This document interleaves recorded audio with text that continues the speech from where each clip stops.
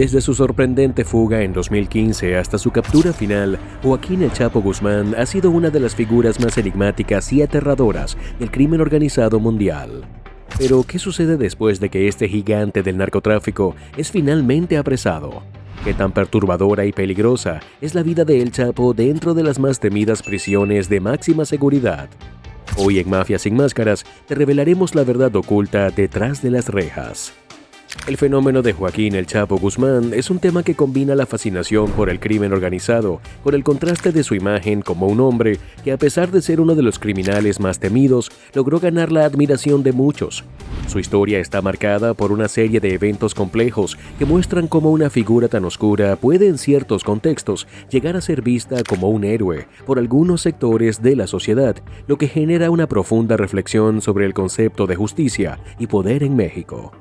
En noviembre de 2020, muchos en Sinaloa elogiaron al Chapo, a pesar de sus crímenes, después de que sus asociados construyeran una escuela para niños en la región. Sin embargo, menos de un año antes, esas mismas personas lo maldecían, pues su cártel se había enfrentado a las autoridades en una serie de violentos enfrentamientos que culminaron en la muerte de más de una docena de personas en su ciudad. Esto demuestra la ambigüedad en torno a la figura de Joaquín Guzmán, quien, a pesar de su rol como líder de una de las organizaciones criminales más poderosas, seguía siendo un ícono en muchos de los lugares que gobernaba a través del narcotráfico y la violencia. El gobierno mexicano, por su parte, se vio en una lucha constante para capturarlo. Aunque intentaron apresarlo a toda costa, las altas esferas del poder mexicano ayudaron a facilitar sus fugas de dos prisiones de máxima seguridad. La pregunta sobre si sus conexiones y poder real en el sistema político mexicano fueron factores clave en su perpetuación en libertad aún persiste. Sin duda alguna, El Chapo era un criminal, pero su figura tras las rejas mantuvo una extraña admiración, similar a la de un Robin Hood, que alimentó aún más la paradoja de su legado. La pregunta que queda entonces es cuál es el verdadero legado del Chapo. ¿Un criminal sin escrúpulos o un hombre que por azares también dejó obras que beneficiaron a las comunidades más necesitadas? En enero de 2019, el Departamento de Aduanas y Protección Fronteriza de Estados Unidos interceptó 254 libras de fentanilo escondidas bajo el piso de un tráiler cargado de contrabando mexicano. Este decomiso fue el más grande que habían realizado hasta la fecha y, al igual que muchas veces sucedía, la exageración mediática sobre el evento opacó la realidad de la situación. La razón de esta sobreactuación fue clara.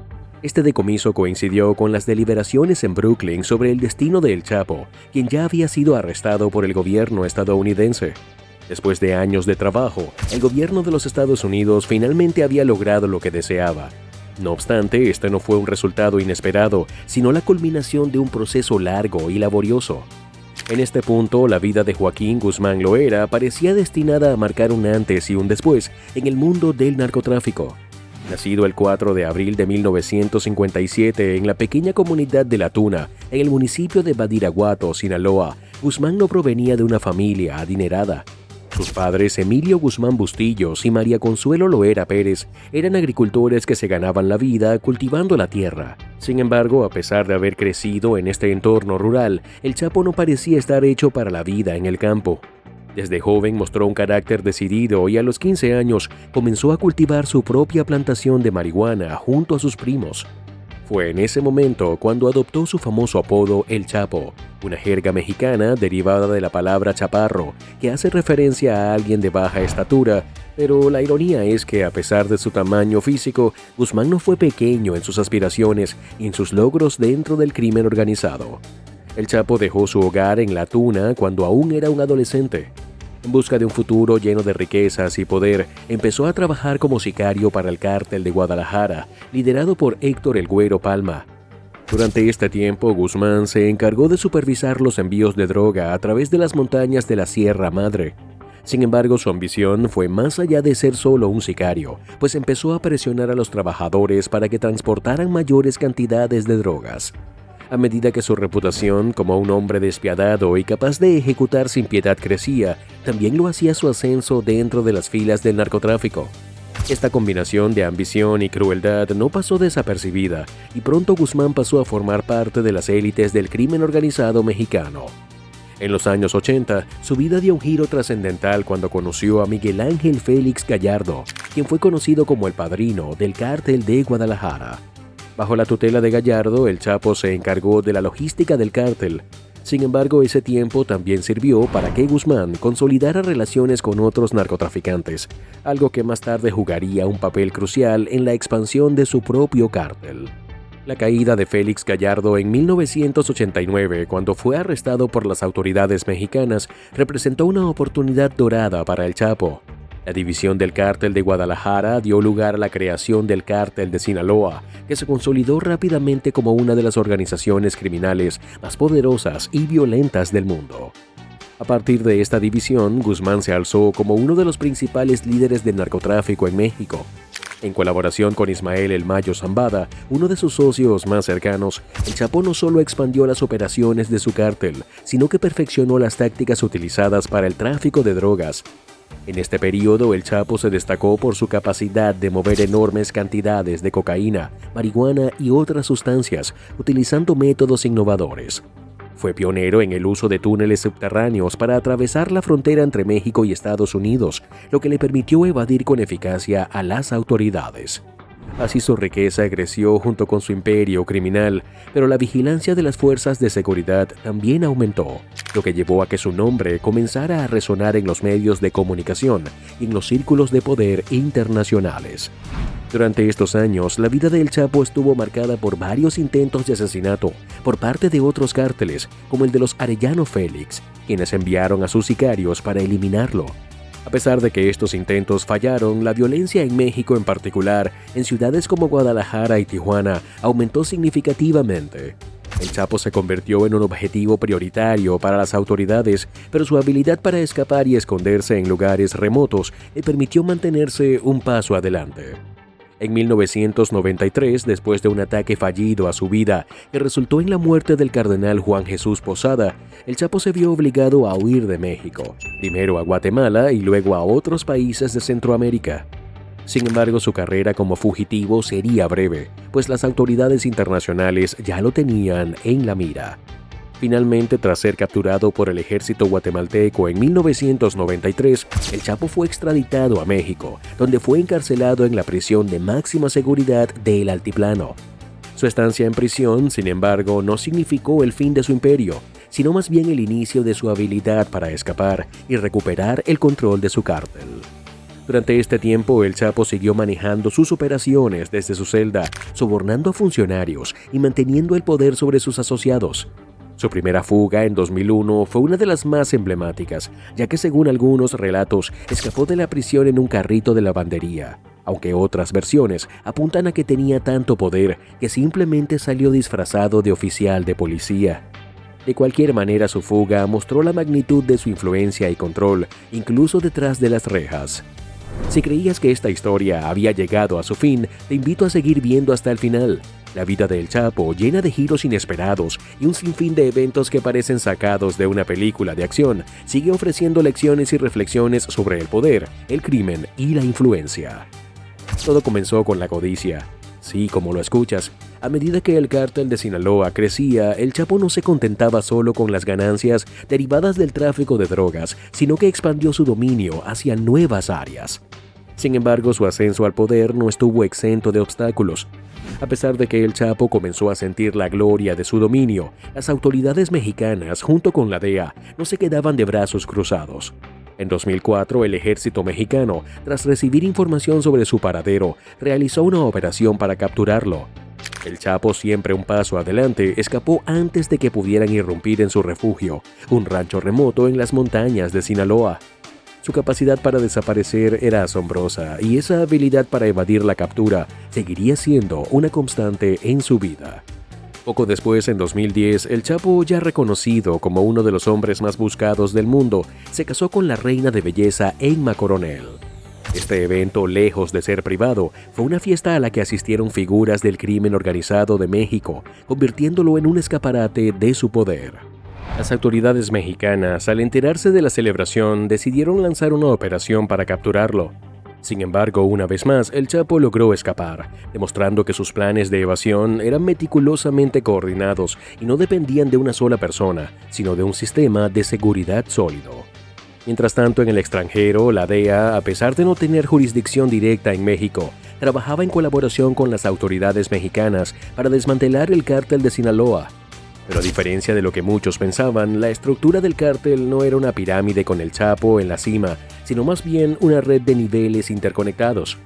Guzmán no operaba solo. Su organización estaba formada por un liderazgo colectivo que incluía a figuras como Ismael El Mayo Zambada y Juan El Chapo Esparragosa. Este modelo de liderazgo le permitió al cártel seguir operando, incluso cuando se perdían piezas clave. El Chapo, siempre cuidadoso con su seguridad, optaba por métodos avanzados de comunicación como teléfonos encriptados para evitar ser rastreado. Sin embargo, su organización no estaba exenta de vulnerabilidades. A medida que el cártel perdía figuras clave como el chino Anthrax, el foco de las autoridades se trasladó a la interceptación de comunicaciones. Gracias a este tipo de inteligencia, se descubrió que el Chapo planeaba reunirse con sus hijos en Culiacán, lo que permitió a la DEA y a las autoridades mexicanas lanzar una nueva operación para capturarlo en 2014. El operativo, bautizado como Operación Gárgola, movilizó a una unidad de fuerzas especiales de la Armada Mexicana, respaldada por tropas estadounidenses. A pesar de los esfuerzos coordinados, la captura del Chapo resultó ser una tarea complicada debido a su gran equipo de seguridad, compuesto por más de 300 hombres. El Chapo contaba con una red de protección tan extensa que cualquier intento de arresto podía fallar si no se lograba distraer a sus escoltas. Esta situación reflejaba una de las características principales de su vida: un hombre rodeado de una constante paranoia y de una red de apoyo que operaba con una precisión casi militar. Por otro lado, la DEA, que ya había rastreado exitosamente los teléfonos de El Chapo, había localizado un dispositivo BlackBerry que utilizaba. Gracias a este hallazgo, las autoridades pudieron identificar su paradero y prepararse para interceptarlo en un escondite en Los Cabos. Sin embargo, cuando las fuerzas del orden irrumpieron en el lugar, el Chapo nuevamente había desaparecido, huyendo a través de un sistema de túneles secretos que conectaban diversas propiedades de la zona. Finalmente, en 2016, el Chapo fue recapturado en Mazatlán después de una larga serie de operaciones fallidas. Esta captura fue un golpe devastador para el cártel de Sinaloa, pero no significó el fin de la organización. Aunque su arresto debilitó al cártel, los miembros restantes rápidamente se reorganizaron y continuaron con el tráfico de drogas. Esto subraya una verdad incómoda: la captura de El Chapo no resolvió el problema de fondo, que era el narcotráfico y la corrupción en México. Tras su captura en 2016, la historia de El Chapo comenzó a tomar un giro que pocos podían anticipar. El Chapo fue enviado a la prisión de máxima seguridad Administrative Maximum Facility Florence, en Colorado, conocida como la cárcel de super máxima seguridad. Este lugar es el hogar de los criminales más peligrosos del mundo, donde cada día es una prueba de resistencia mental y física. La prisión está diseñada para quebrar a cualquier hombre, sin excepción. Pero, ¿cómo se sobrevive cuando eres uno de los narcotraficantes más temidos de la historia? La respuesta es sorprendente. En su celda, Guzmán no vivió como el prisionero promedio. Aquí la soledad es implacable y las paredes, más que una estructura física, se convierten en las barreras de la mente. Pero lo que nadie te ha contado es que el Chapo, a pesar de ser considerado uno de los hombres más poderosos del mundo del crimen, se enfrenta a un juego psicológico mucho más letal. Con apenas 2 horas al día para hacer ejercicio, el Chapo pasaba la mayor parte de su tiempo en una celda de 2.4 por 3 metros, donde cada movimiento era observado por cámaras y custodios.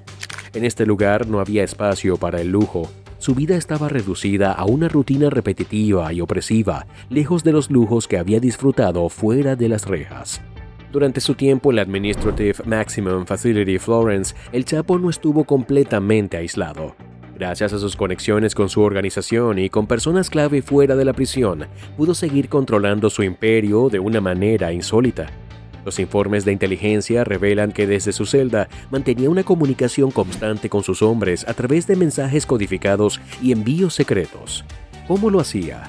La respuesta está en una increíble red de comunicación que no solo incluye a sus abogados, sino también a familiares y hasta visitas poco convencionales.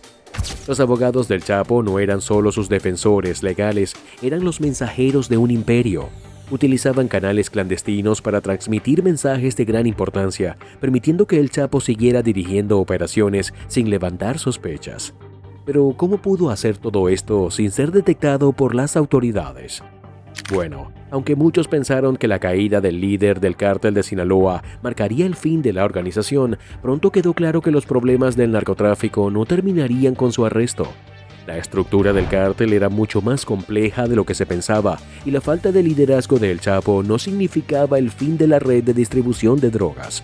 Los cárteles, como el de Sinaloa, operan en un entramado global de corrupción, violencia y tráfico de sustancias ilegales, donde la influencia de sus líderes va más allá de la figura de un solo capo.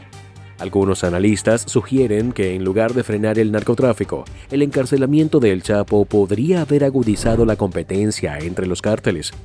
De hecho, el cártel Jalisco Nueva Generación, un grupo rival que ha ido ganando fuerza en los últimos años, se ha consolidado como una de las amenazas más grandes para la supremacía del cártel de Sinaloa. Esto demuestra que, a pesar de los esfuerzos por desmantelar grandes organizaciones criminales, el vacío de poder que deja un líder no necesariamente elimina la organización, sino que puede abrir la puerta a nuevas dinámicas de poder y violencia. La paradoja del Chapo se refleja también en la fascinación que despierta su vida. A lo largo de los años, su historia ha sido contada en libros, películas, series y documentales que van desde representaciones que lo glorifican hasta aquellas que muestran la magnitud de sus crímenes. Esta fascinación por la figura del Chapo está relacionada con la compleja relación entre el crimen, el poder y la corrupción en México, así como con la cultura popular que a veces enaltece a los villanos.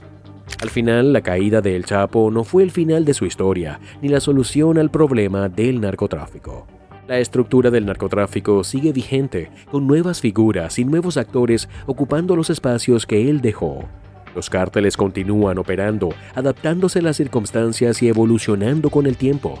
Si te ha sorprendido lo que acabas de descubrir y quieres conocer más sobre la mente de los más grandes criminales del mundo, asegúrate de suscribirte a Mafia Sin Máscaras. Cada semana te traeremos historias más impactantes y reveladoras, directamente desde las sombras del crimen organizado. No te lo pierdas.